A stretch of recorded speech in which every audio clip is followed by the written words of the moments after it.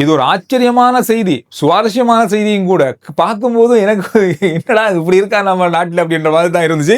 இது உண்மையிலே சுவாரஸ்யமான செய்தி தான். இலங்கையில 100 பேருக்கு வந்து 141 கையடக்க தொலைபேசிகள் பாவிக்கப்படுதுன்னா பாருங்க.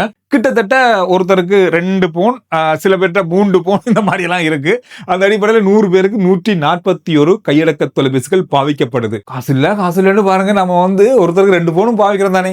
சரி, இதை விட எத்தனை கையடக்க தொலைபேசிகள் நாட்டுக்குள்ள பாவனையில இருக்கு அப்படின்றத இலங்கை தொலைத்தொடர்பு ஆணைக்குழு வந்து உத்தியோகபூர்வமா வெளியிட்டு இருக்காங்க. கையடக்க தொலைபேசிகள் மட்டுமே 2,80,20,225 நம்முடைய நாட்டினுடைய சனத்தொகை விட அதிகம் நான் நினைக்கிறேன். சரி, இதெல்லாம் விட்டுருங்க. சரி, ஓகே, கையடக்க தொலைபேசி இவ்வளவு இருக்கு, ஒரு ஆளுக்கு 2 வச்சுக்கொள்ளும் பரவாயில்ல. இதுல வந்து லேண்ட் போன், இந்த வயர் மூலமா வர லேண்ட் போன்கள் எத்தனை இருக்குன்னு தெரியுமா உங்களுக்கு? 1,75,00,000 போன்கள் பாவிக்கப்படுது. அலுவலகங்கள்லாம் பாவிக்கிறது சேர்த்து தான் சொல்லியிருக்காங்க.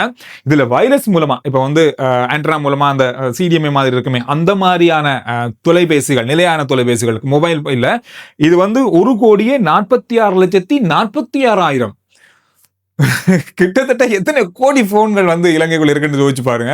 பெரிய அளவான தொகை, பெரிய அளவான கையடக்க தொலைபேசிகள், லேண்ட் போன்கள், வயர்லெஸ் போன்கள் இலங்கையில பாவிக்கப்படுது. நீங்க இப்ப சொல்லுங்க, உங்களுடைய வீட்டுல எத்தனை லேண்ட் போன் இருக்கு, எத்தனை கையடக்க தொலைபேசி இருக்கு, நீங்க எத்தனை கையடக்க தொலைபேசி பாவிக்கிறீங்க? ஒரு போன்லயே 3 சிம் எல்லாம் பாவிப்பீங்க. அது தொடர்பாக கருத்துக்கள்ல சொல்லுங்க பாப்போம். பார்த்து அறிஞ்சு கொள்ளலாம் மற்றவங்களும்.